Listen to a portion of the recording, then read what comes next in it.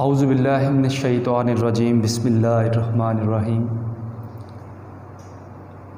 बेदारी शऊर के प्लेटफॉर्म से मेरा नाम मोहम्मद अदनान और मेरी शहरियत पाकिस्तानी है। मेरे ख़याल में मेरी पहचान के लिए सिर्फ़ इतना ही काफ़ी है। मेरे पाकिस्तानियों, मेरे भाइयों, मेरी बहनों और वो तमाम लोगों जो मुझे इस मीडियम के थ्रू सुन सकते हैं, शऊर को लेके हम ये तहरीक जो है वो शुरू करने जा रहे हैं, जिसमें अवेयरनेस का ताल्लुक़ हमारे सबसे निचले तबके पे हो। हमारा ये मोटो क्यों है? हम निचले ग्रास रूट से, निचले लेवल से क्यों शुरू करना चाह रहे हैं? तो इसमें सबसे इंटरेस्टिंग बात और सबसे ज़रूरी बात जो है वो ये है कि किसी भी कौम से जब शऊर बेदार होता है तो इसमें रोल मॉडल और सबसे ज़्यादा रोल प्ले करने वाले लोग निचले तबके से ताल्लुक़ रखते हैं। उन्हीं का नाम कौम होता है। तालीम के बारे में आजकल हम देख रहे हैं कि इसे पसे पर्दा डाल दिया गया है। इसके अकॉर्डिंग जो स्टेप्स लिए जा रहे हैं, जो इसके बारे में थॉट्स हमें नज़र आ रही हैं, वो बिल्कुल ऐसे ही हैं कि जैसे किसी ने क्या खूब डेफिनेशन करते हुए, कंपैरिजन करते हुए पिछले ज़मानों की, हमारे मौलिया दौर के एक बात कही कि जिस दौर में लंदन ऑक्सफोर्ड यूनिवर्सिटी की बुनियाद रख रहा था, तब हमारे बादशाह यहाँ ताजमहल बनाने में मसरूफ़ थे।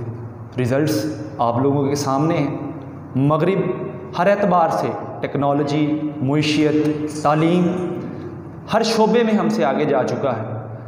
तो अगर आप नज़र दौड़ाएं, पीछे की तरफ देखें तो हमने कहाँ गलतियाँ की, और सिर्फ गलतियों के ढेर अंबार लगाते चले जाए, और अभी तक ये सिलसिला थमा नहीं, मतलब मज़ीद जो है वो बढ़ता चला जा रहा है। प्राइम मिनिस्टर ऑफ पाकिस्तान जो हमारे करंट प्राइम मिनिस्टर हैं मिस्टर इमरान ख़ान साहब, मैं उनसे भी मुल्तमिस हूँ। मेरी ये रिस्पेक्ट उनके लिए ये इस वजह से है कि मेरी पहचान पाकिस्तान और वो इस कंट्री स्टेट के प्राइम मिनिस्टर हैं। ख़ान साहब, मैं आपसे एक बात स्ट्रेट फॉरवर्डली कहना चाहूँगा कि आप मेरे लिए बाइस इज़्ज़त सिर्फ़ इस वजह से हैं कि आप पाकिस्तान के मिनिस्टर और पाकिस्तान के चलाने वाले हैं। अगर आपके नाम से पाकिस्तान के वज़ीर-ए-आज़म का और पाकिस्तान का नाम हटा दिया जाए तो मेरे लिए शायद आपकी कदर एक वैसी ही हो जैसी एक आम आदमी की होती है। और अल्लाह तौफीक दे, आप समेत अगर जितने भी पॉलिटिशियंस या ब्यूरोक्रेट्स और जितने भी इस मुल्क को चलाने वाले प्राइम मिनिस्टर्स हज़रात हुकूमतें करके जा चुके हैं, जो ज़िंदा हैं, जो इस दुनिया से चले गए, अल्लाह ताला उनकी मग़फ़िरत फ़रमाए, जो इस दुनिया में मौजूद हैं, अगर अल्लाह मुझे एबिलिटी दे, अल्लाह मुझे ताकत दे, अल्लाह मुझे मौका दे, तो यकीन करें कि मैं इस बात से भी कभी ना हिचकिचाऊँ कि मेरे हाथ आपके गिरेबान को पकड़ कर रोनते हुए शहर के चौराहे में ले आएँ। मेरे अल्फाज ज़रूर सख्त हो सकते हैं, लेकिन पाकिस्तानी होने के नाते और एक कंट्री के मुतल्लिक सोचने वाले स्टूडेंट होने के नाते, एक टीचर होने के नाते मेरे फ़राइज़ मुझे मजबूर करते हैं कि मैं ये सख्त अल्फाज यूज़ करूँ। हमने तालीम को पस पर्दा डाल दिया, जिसके बारे में आप सल्लल्लाहु अलैहि वसल्लम ने एक मार्का के बाद जो कैदी पकड़े उन्हें फरमाया कि हमारे 10-10 मुसलमान बच्चों को पढ़ना लिखना सिखा दें, इसके बदले हम आपको आज़ादी फ़राहम कर देंगे। तो सवाल ये है कि क्या मोहम्मद अरबी सल्लल्लाहु अलैहि वसल्लम से ज़्यादा बेहतर जानने वाला भी दुनिया में मौजूद था? क्या इस्लाम से हट के भी कोई ज़्यादा इम्पोर्टेंट नॉलेज था?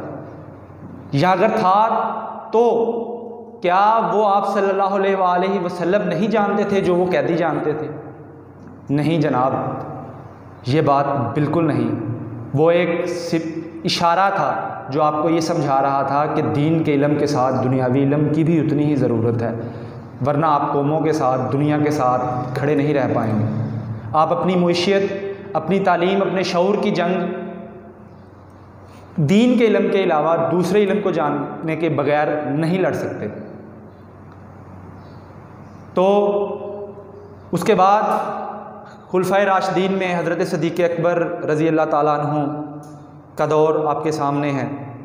22 लाख मुरबा मील पे हुकूमत करने वाला शख्स, जिसे हम हज़रत उमर फ़ारूक़ आज़म रज़ी अल्लाह ताला अन्हु के नाम से जानते हैं, वो जब बैतुल मक़दस के फ़ातेह की हैसियत से सफ़र करते हैं तो अपने ग़ुलाम से फरमाते हैं कि तुम थक ना जाना, हम तय करते हैं कि आधा थोड़ा रास्ता तुम चलोगे, फिर थोड़ा मैं चलूँगा तुम्हारे घोड़े की मुहार पकड़कर, फिर जब तुम थक जाओगे तुम घोड़े पे आ जाना और मैं घोड़े पे बैठ जाऊँगा और मैं तुम मुहार पकड़ के चलना।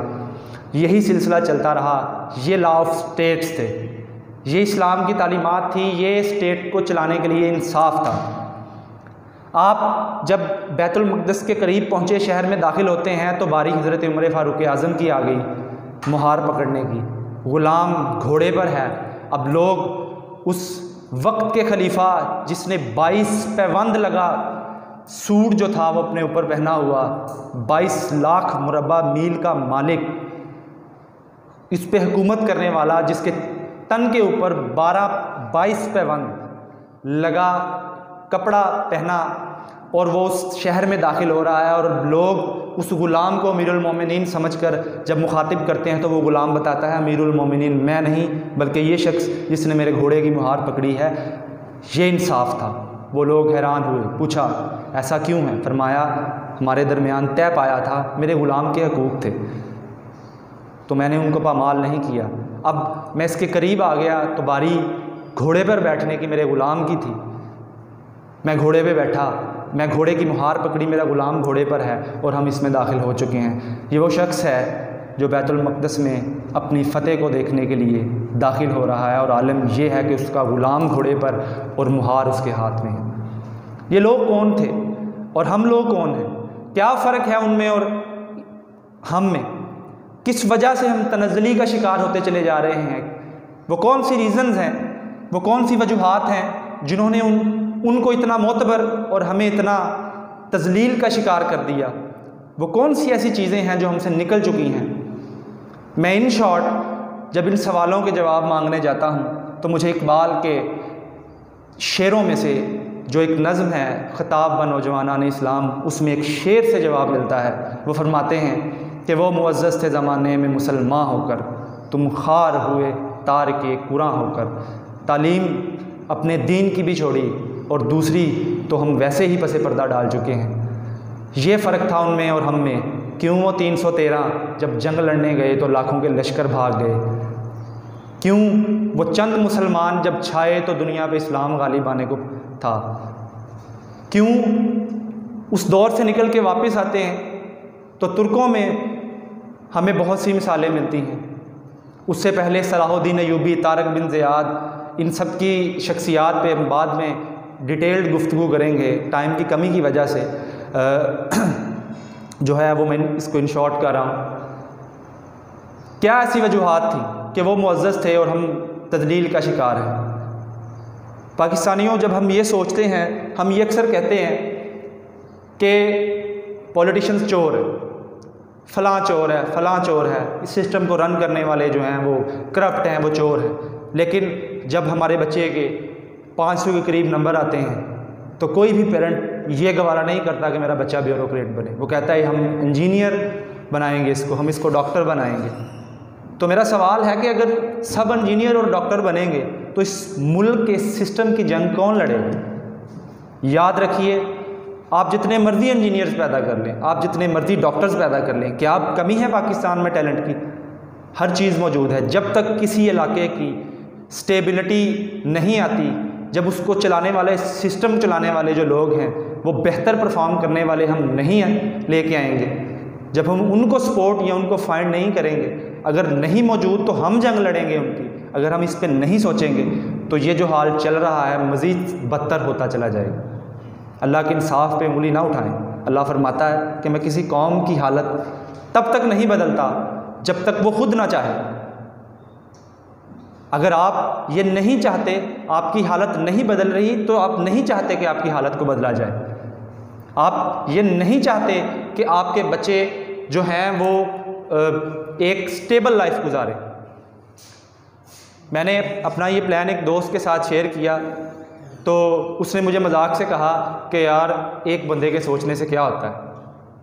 तो मेरे दिल में फ़ौरन बात आई और मैंने उसको ये जवाब दिया कि काश, शुक्र करो अल्लाह का, सदा लाख बार शुक्र करो कि ये बात कायद आज़म मोहम्मद अली जिन्नाह के दिल में उस वक़्त नहीं आई जब वो तहरीक पाकिस्तान की जंग लड़ रहे थे कि मैं अकेला क्या कर सकता हूँ। आप हिस्ट्री में जाएं, आप देखेंगे कि तने तनहा इस कंट्री की स्टेबिलिटी की और इस खित्ते की जंग कायद आज़म मोहम्मद अली जिन्नाह ने लड़ी। वो शख्स जो एक ताजर का बेटा, 1500 रुपये एक दिन की फ़ीस लेने वाला लॉयर, जिसकी तारीफ़ों का आलम यह है कि गोरे अब भी मौजूद हैं और अब भी मजबूर हैं इस बात पे। वो कहते हैं कि जिन्नाह जैसा बैरिस्टर हमें नहीं मिलता, तारीख़ में अब भी नहीं मिलता। ये क्यों है? ऐसा क्यों है? वो शख्स एक इजी लाइफ क्यों नहीं गुजार सकता था? क्यों उसने इस ख़ारज़दा ज़िंदगी को चूज़ किया? क्यों उसने बड़े सगीर में अपने आप को जलील किया, रुसवा किया, जो उसे हमेशा के लिए अमर करता चला गया? आज भी कायद आज़म मोहम्मद अली जिन्नाह हमारे दिलों में और हमारे इस कंट्री के नाम पे ज़िंदा है। नाज़रीन, आज के लिए बस इतना ही। शऊर की जंग हमेशा हमसे शुरू होगी, निचले लेवल से शुरू होगी। पॉलिटिशियंस को गालियाँ ना दें, निकलें, अहद करें। आप ये नहीं कर रहे तो आप करेंगे, आपके बच्चे करेंगे। हो सकता है मैं चेंज ना देख पाऊँ, मुझसे अगली नस्ल, उससे अगली नस्ल ना देख पाए, लेकिन अल्लाह पे तवक्कल रखें। हमारी चौथी, पाँचवीं, छठी, या हो सकता है अगर हमारे अज़म में इतनी ताकत हुई तो हम खुद अपनी ज़िंदगी में इस मुल्क को चेंज होता देखेंगे और ये तरक्कियों की राह पर चलता हुआ तरक्कियों की मनाज़िल को ज़रूर छुएगा। अल्लाह हमारी ख्वाहिशों को और मेरी इस ख्वाहिश को ज़रूर पूरा फरमाए। पाकिस्तान जिंदाबाद।